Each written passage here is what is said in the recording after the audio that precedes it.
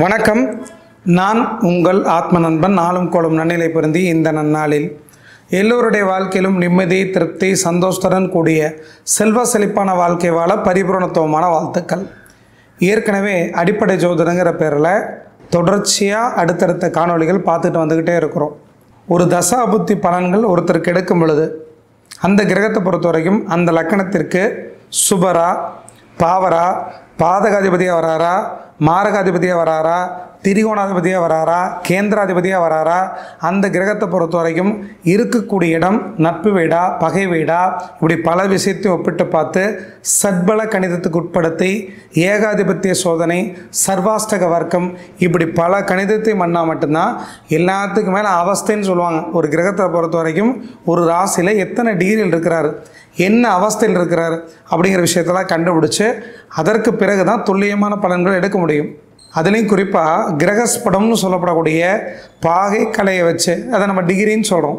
ஒரு கிரகத்தை பொறுத்தவரை எந்த டிகிரியில் இருக்குது, அந்த கிரகத்திற்கு எந்த சுபகிரக பார்வை அல்லது பாவகிரக பார்வை தொடர்பு கிடச்சிருக்குது, அந்த கிரகத்தை பொறுத்த வரைக்கும் எந்த கிரகத்தோடு இணைந்திருக்கிறார் அப்படிங்கிற விஷயத்த டிகிரி ரீதியாக கணிச்சிங்கன்னா மட்டும்தான் துல்லியமான பலன்கள் எடுக்க முடியும். அந்த டிகிரி ரீதியாக கணிக்கிறது எப்படிங்கிற விஷயத்தை தான் இந்த பதிவில் நம்ம பார்க்க போகிறோம். பார்த்துட்டிங்கன்னா ஏற்கனவே ஒரு ஜாதகத்தை நம்ம போட்டு வச்சுருக்கிறோம். அந்த ஜாதகத்திலே கிரக பார்வையை எப்படி எடுக்கணும்னு பார்க்க போகிறோம். பார்த்துட்டிங்கன்னா உள்வட்ட கிரகங்களாக இருக்கக்கூடிய சூரியன், பூமிக்கு அருகாமையில் இருக்கக்கூடிய சந்திரன், புதன், சுக்கிரன், இந்த 4 கிரகங்களுக்கும் தலா ஒரு பார்வை மட்டும்தான். இதில் விதிவிலக்கு சந்திரனுக்கு மட்டும்தான் உண்டு. சந்திரனை பொறுத்த வரைக்கும் பூர்ண பௌர்ணமி சந்திரனாக இருந்தால், குறிப்பாக ராகு கேதோட கிரகண தோஷத்தில் இருக்கக்கூடாது. அப்படிப்பட்ட பூர்ண பௌர்ணமி வளர்பிறை சந்திரனை பொறுத்த வரைக்கும் சந்திர அதியோகங்கிற பேரில் தன்னுடைய ஒளிக்கற்றைகளை சந்திர அதியோகத்தில் இருக்கும் பொழுது 6, 7, 8ஆம் இடத்திற்கு ஒளி சிதறலாக மின்காந்த கதிர்வீச்சு கொடுப்பார். அப்போ சந்திரனை பொறுத்த வரைக்கும் பௌர்ணமி சந்திரனுக்கு மட்டும் 6, 7, 8ஆம் இடத்திற்கு பார்வை இருக்குன்னு எடுத்துங்க. அதற்கடுத்து வெளிவட்ட கிரகங்களாக இருக்கக்கூடிய செவ்வாய், குரு, சனி, இந்த 3 கிரகங்களுக்கும் தலா 3 பார்வை. சனிக்கு 3, 7, 10 தான் இருக்கக்கூடிய இடத்துலேருந்து சனி 3, 7, 10ஆம் இடத்தை பார்ப்பார். செவ்வாய் தான் இருக்கக்கூடிய இடத்துலேருந்து 4, 7, 8ஆம் இடத்தை பார்ப்பார். குரு தான் இருக்கக்கூடிய இடத்துலேருந்து 5, 7, 9ஆம் இடத்தை பார்ப்பார் அப்படின்னு சொல்லப்பட்டிருக்கு. ஆனால் டிகிரி ரீதியாக பார்த்தீங்கன்னா தான் ஒரு ராசிக்கோ அல்லது ஒரு பாவகத்திற்கோ ஒரு கிரகத்திற்கோ அந்த கிரகத்துடைய மின்காந்த கதிர்வீச்சு கிடைக்குதா இல்லையான்னு சொல்ல முடியும். ராகு கேதுக்களை பொறுத்த வரைக்கும் நிழல் கிரகங்கள், ராகு கேதுக்கள் நிழல் கிரகங்கள். அந்த ராகு கேதுக்களை பொறுத்த வரைக்கும் பார்வை கிடையாது.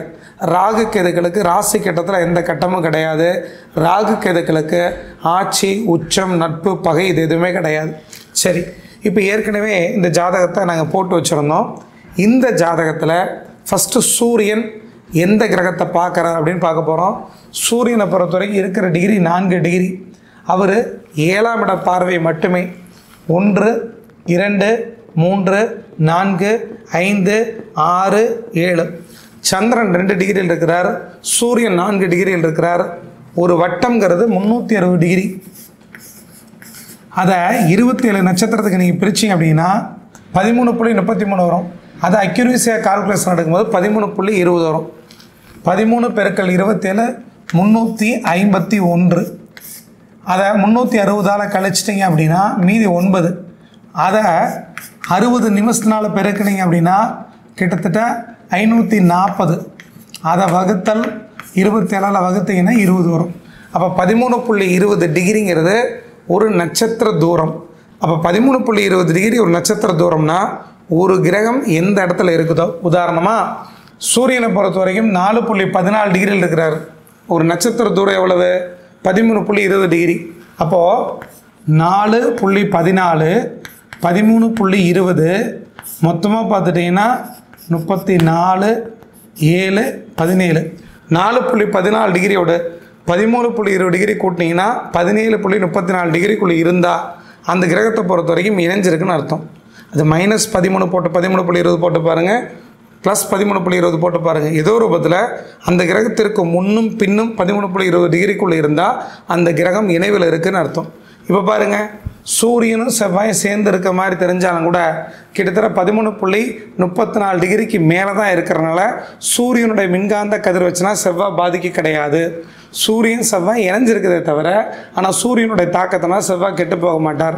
அதற்கடுத்து சூரியன் தன்னுடைய 7ஆம் பார்வையினால் சந்திரனை பார்க்குறார். அப்போ பார்த்துட்டிங்கன்னா சூரியன் பார்க்கும் பொழுது 4.14 2.17 கழித்து பார்த்தீங்க அப்படின்னா 14 கழிக்க முடியாது. அப்போ இங்கே ஒரு கடன் வாங்கிட்டா 60 74 17 கழிச்சுன்னா 57 3ல் 1 போச்சுன்னா 1 அப்போ 1.57 டிகிரி. அப்போ பார்த்துட்டிங்கன்னா சூரியனுடைய பார்வைங்கிறது கழித்து பார்க்கும் பொழுது 13 டிகிரிக்குள்ளே இருக்கும் பொழுது அந்த கிரகம் கண்டிப்பாக பார்வைகள் மூலயமா பார்க்குது அப்படின்னு அர்த்தம். அதற்கடுத்து சந்திரனுடைய பார்வையை பொறுத்த வரைக்கும் பௌர்ணமி சந்திரனாக இருக்கிறனால 6, 7, 8ஆம் இடத்திற்கு ஒளிச்சத்திரலாக கொடுப்பார். அப்போ சந்திரன் எங்கே இருக்கிறாரோ அங்கிருந்து தன்னோட ஒளிக்கற்றைகள் மூலயமா 6, 7, 8ஆம் இடத்தை பார்ப்பார். அதற்கடுத்து செவ்வாயை பொறுத்த வரைக்கும் செவ்வாய்க்கு 4, 7, 8வது பார்வை 4, 7. இப்போ பார்த்தீங்கன்னா 17.49 டிகிரியில் செவ்வாய் இருக்கிறார். சந்திரன் 2.17 இருக்கிறார். 17.49 செவ்வாய் இருக்கிறார். 17.49 அப்போ 17.49 சந்திரனை பொறுத்த வரைக்கும் 2.17 2 3 15 15.32 டிகிரி தள்ளி தான் சந்திரன் இருக்கிறனால செவ்வாயோடைய பார்வையினால் சந்திரன் பாதிக்க மாட்டார். செவ்வாய் பார்க்க கிடையாது. 13லிருந்து 14 டிகிரிக்குள்ளே இருந்தால் தான் பார்க்குதுன்னு பார்வை பலத்தை எடுத்துங்க. முன்ன பின்ன 5 டிகிரி இருக்கும்போது அது பார்வையை பொறுத்த வரைக்கும் வீரியம் ஜாஸ்தியாக இருக்கும். சுபகிரக பார்வையாக இருந்தால் அந்த கிரகம் பார்க்கக்கூடிய கிரகம் பாவ கிரகமாக இருந்தால் கூட, நம்ம லக்னத்திற்கு பாவியாக இருந்தாலும் கூட அந்த கிரகம் தன்னோட தசையில் கெடுபலன் கண்டிப்பாக குறைத்து தான் தருவார் அல்லது நல்ல பலன் கொடுக்கும். அதே பாவ கிரகத்தை பொறுத்த வரைக்கும் முன்பின் 5 டிகிரிக்குள்ளே நம்ம லக்னத்திற்கு லக்னாதிபதியாக இருக்கலாம், யோகாதிபதியாக இருக்கலாம், சுபராக இருக்கலாம், அப்படிப்பட்ட கிரகத்தை பார்க்கும் பொழுது ஒரு பாவ கிரகத்தினால் இந்த கிரகம் கொடுக்கக்கூடிய நல்ல பலன்களை 4ல் 1 பங்கு குறைச்சி தான் கொடுக்குமே தவிர முழுமையாக நல்ல பலன் கொடுக்க முடியாது. அப்போ பார்த்துட்டிங்கன்னா செவ்வாயை பொறுத்த வரைக்கும் 17.49 டிகிரியில் இருக்கிறார். சந்திரன் 2.17 டிகிரியில் இருக்கிறார். அவனை சந்திரனை பொறுத்த வரைக்கும் பார்வை மூலயமா கெட்டு போக மாட்டார் செவ்வாயோட பார்வையினால். அதற்கடுத்து புதனுடைய பார்வை எடுத்துக்கிறோம். தனித்த புதனுடைய பார்வை சுபரை போல செயல்படும். அப்போ புதனை பொறுத்த வரைக்கும் தன்னுடைய 7ஆம் பார்வையினால் நேராக 2ஆம் இடத்தை பார்க்குறார். லக்னத்திற்கு 2ஆம் இடம். 2ஆம் இடம் தனஸ்தானம், குடும்பம், கண், பல், பேச்சு, வாக்கு, தனம் இதெல்லாம் கொடுக்கக்கூடிய ஸ்தானத்தை பார்க்குறது சிறப்பு. அதற்கடுத்து வந்து பார்த்துட்டிங்கன்னா குரு இருக்கிற டிகிரி 2.39. குரு தன்னோட 5, 7, 9ஆம் பார்வையினால் எந்த இடத்த பார்க்குறாரோ அங்கே இருக்கக்கூடிய கிரகங்கள் எதாக இருந்தால் அந்த கிரக ஸ்புடத்தை குரு இருக்கக்கூடிய ஸ்புடத்தோட கழித்து பார்த்தாலோ கூட்டி பார்த்தாலோ 13.20 டிகிரிக்குள்ள வரும் பொழுது அந்த கிரகத்தை பொறுத்த வரைக்கும் குருடைய மின்காந்த கதிர்வீச்சு அவங்களுக்கு கிடச்சிட்ருக்குன்னு அர்த்தம். பார்த்துட்டிங்கன்னா ராகு இருக்கிறது 12.53, குரு இருக்கிற 2.39, 12.53 2.39 கழித்து பார்த்தீங்கன்னா 10 டிகிரிக்கு அருகாமையில் வர்றதுனால குருவுடைய மின்காந்த கதிர்வீச்சு பூரணத்துவமாக ராகு கிடச்சிட்ருக்குன்னு அர்த்தம். அதற்கடுத்து குரு இருக்கிற டிகிரி 2.39, சனி இருக்கிறது 24.28. இப்போது 24.28ல் 2.39 கழித்து பார்க்கும் பொழுது கிட்டத்தட்ட 21 டிகிரி தள்ளி தான் வர்றதுனால இவருடைய கதிர்வீச்சு கிடைக்கிற மாதிரி இருந்தாலும் பூர்ணத்துவமாக கிடைக்காது. 13.20 டிகிரிக்குள்ளே கிடைச்சா மட்டும்தான் முழுமையான மின்காந்த கதிர்வீச்சு கிடைக்கும். அப்போ இந்த லக்னத்திற்கு 7ஆம் இடத்துல சனியை பொறுத்த வரைக்கும் குருவுடைய பார்வையை விட்டு விலகி இருந்ததுனால 7ஆம் இடங்கிறது குடும்ப வாழ்க்கை, இல்வாழ்க்கை, கலத்திரஸ்தானம் அது கெட்டு போயிடுச்சு. அதற்கடுத்து குரு தன்னோட 9ஆம் பார்வையினால் சூரியனை பார்க்குற செவ்வாயும் பார்க்குற மாதிரி தெரியுது. ஆனால் சூரியன் இருக்கிறது டிகிரி 4 டிகிரி, குரு இருக்கிறது 2.39 டிகிரி. அப்போ கிட்டத்தட்ட 1.5 டிகிரிக்கு அருகாமையில் பார்க்குறதுனால குருவுடைய கதிர்வீச்சு சூரியனுக்கு தான் பூர்ணத்துவமாக கிடச்சிட்ருக்குது. இப்போ செவ்வாய் டிகிரி எடுத்து குருவோட டிகிரியில் கழித்து பார்த்துக்கிட்டீங்க அப்படின்னா 17.49 2.39 கழிச்சுட்டிங்கன்னா 15.10 வரும். அப்போ 15 டிகிரி தள்ளி இருக்கிறதுனால குருவுடைய கதிர்வீச்சு செவ்வாய்க்கு கிடைத்தாலும் கூட பூர்ணத்துவமான கதிர்வீச்சு செவ்வாய் கிடைக்குன்னு சொல்ல முடியாது. அப்போ குருவுடைய பார்வை 5, 7, 9ஆம் பார்வையை பார்க்கும் பொழுது முன் பின் 5 டிகிரிக்குள் ஒரு கிரகம் இருந்தால் குருவுடைய மின்காந்த கதிர்வீச்சு பூர்ணத்துவமாக நிறைய கிடச்சிட்ருக்குன்னு அர்த்தம். குரு எந்த இடத்த பார்க்குதோ அந்த குருவோட டிகிரிக்கு முன்னும் பின்னும் 5 டிகிரிக்குள்ளே அங்கே கிரகங்கள் இருந்தால் குருவுடைய மின்காந்த கதிர்வீச்சு பூர்ணத்துவமாக 100% கிடச்சிட்ருக்குன்னு அர்த்தம். ஒரு 7 டிகிரிக்குள்ளே இருக்கும் பொழுது முன்னாடி ஒரு 7 டிகிரி பின்னாடி ஒரு 7 டிகிரி இருக்கும் பொழுது கிட்டத்தட்ட ஒரு 70% பலன்கள் கிடச்சிட்ருக்குன்னு அர்த்தம். இதே 13 டிகிரி முன்னும் பின்னும் தள்ளி தள்ளி இருக்கும் பொழுது குருடைய மின்காந்த கதிர்ச்சி ஒரு 50% கிடச்சிட்ருக்குன்னு அர்த்தம். 14 டிகிரிக்கு பிறகும் பார்வை உண்டு 22 டிகிரி வரைக்குமே. ஆனால் அந்த பார்வை ஒரு 20% பார்வையாக மட்டும்தான் இருக்குன்னு புரிஞ்சுங்க. குருவுக்கு மட்டும், எல்லா கிரகத்துக்கும் கிடையாது. அதற்கடுத்து சுக்கிரன பார்வை. சுக்கிரனை பொறுத்த வரைக்கும் 7ஆம் இடத்தை பார்ப்பார் தன்னுடைய பார்வையினால். அதற்கடுத்து சனி பார்வை. சனிக்கு சிறப்பு பார்வைங்கிறது 3, 7, 10ஆம் பார்வை. அப்போ சனி தன்னுடைய 3ஆம் பார்வையினால் இங்கே பார்ப்பார், 7ஆம் பார்வையினால் லக்னத்தை பார்ப்பார், 10ஆம் பார்வையினால் 4ஆம் இடத்தை பார்ப்பார் லக்னத்திற்கு.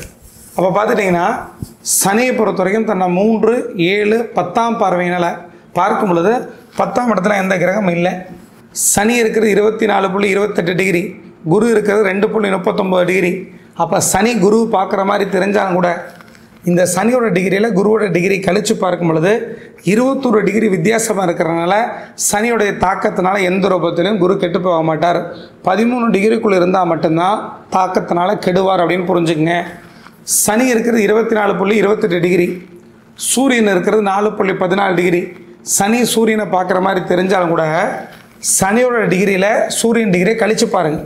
அப்போ 24.28 டிகிரியில் 4.14 டிகிரி கழித்து பார்க்கும் பொழுது 20.014 டிகிரி வரும். அப்போ பார்த்துட்டிங்கன்னா 20 டிகிரி வித்தியாசம் இருக்கும்போது சனியுடைய தாக்கத்தினால சூரியன் கெட மாட்டார். அதே போல் செவ்வாய் இருக்கிறது 17.49 டிகிரி, சனி இருக்கிறது 24.28 டிகிரி. அப்போ 24.28 டிகிரியை 17.49 டிகிரியில் கழித்து பார்க்கணும். நீங்கள் 17 டிகிரிங்கிறது 18 டிகிரி கூட வச்சுக்கங்களேன். 18ல் 24 18 கழிச்சிட்டிங்க அப்படின்னா கிட்டத்தட்ட 6 டிகிரி வரும். 6 டிகிரிக்குள்ளே சனியுடைய தாக்கம் செவ்வாய் கிடச்சிட்ருக்கிறதுனால கண்டிப்பாக செவ்வாய்க்கு மட்டுமே பார்வை உண்டு, சூரியனுக்கு சனியோட பார்வை கிடைக்கல. இப்படி தான் கிரகங்களோட பார்வையை பார்க்கணும். அப்படி பார்த்திங்கன்னா தான் பலன்களை தசாபுத்தி நடக்கும் பொழுது நல்லது செய்யுமா கெட்டது செய்யுமா துல்லியமாக எடுக்க முடியுங்க. இப்படி டிகிரி அடிப்படையில் எடுத்திங்கன்னா மட்டும்தான் 100% துல்லியமான பலன்களுக்கு அருகாமையில் செல்ல முடியும். ராகு கேதுக்களுக்கு பார்வை கிடையாது. இப்படி டிகிரி ரீதியாக பார்க்க தெரிஞ்சால் மட்டும்தான் ஒரு மனிதனுக்கு யோக தசை நடக்குதா அவயோக தசை நடந்துட்டு இருக்குதா, அப்படி யோக தசை நடக்கும்போது யோகத்தை தான் கொடுக்குமா, அந்த யோக தசை ஏன் யோகத்தை கொடுக்கல, அவயோக தசையாக இருந்தாலும் கூட ஏன் யோகத்தை அனுபவிக்கிறோம், இப்படிப்பட்ட விஷயத்தை கண்டுபிடிக்க முடியும். அப்போ 100% பலன்கள் எடுக்கிறதுக்கு டிகிரி ரீதியாக நம்ம கணக்கு போட்டு பார்க்கணும். ராகு கேதுக்களுக்கு பார்வை இல்லாட்டியும் கூட ராகு கேதுக்களுக்கு அருகாமையில் 13 டிகிரிக்குள்ள ஒரு கிரகம் செல்லும் பொழுது கிரகண தோஷங்கிற பேரில் அந்த கிரகம் தன்னுடைய தன்மை இழந்துடும். குறிப்பாக ஒரு 8 டிகிரிக்குள்ளே எந்த கிரகம் போனாலுமே, அது சூரியனாக இருக்கலாம், சந்திரனாக இருக்கலாம், குருவாக இருக்கலாம், எந்த கிரகம் போனாலுமே தன்னோட தன்மை இழந்துட்டுருக்குன்னு அர்த்தம். 3.20 டிகிரிங்கிறது ஒரு நட்சத்திரத்தில் ஒரு நட்சத்திர பாத தூரம். 3.20 டிகிரிக்குள்ளே ராகுக்கு அருகாமையில் ஒரு கிரகம் போயிட்டா அந்த கிரகத்தை பொறுத்த வரைக்கும் கிரகண தோஷங்கிற பேரில் தன்னோட தன்மையை முழுமையாக இழந்துருச்சுன்னு அர்த்தம்.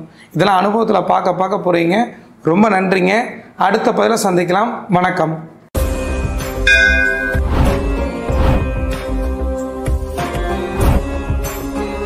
உங்கள் வாழ்க்கையில் நீங்கள் ஆசைப்பட்டது விரும்பினது அத்தனை அடையணும்னா இந்த காணொலியை பாருங்கள். தமிழகத்தை விஜய் ஆழ்வாரான்னு தெரிஞ்சுக்கிறதுக்கு இந்த காணொலியை பாருங்கள். ராகுல் காந்தியோட அடுத்த கட்ட நகர்வு என்னவாக இருக்குன்னு தெரிஞ்சுக்கிறதுக்கு இந்த காணொலியை பாருங்கள்.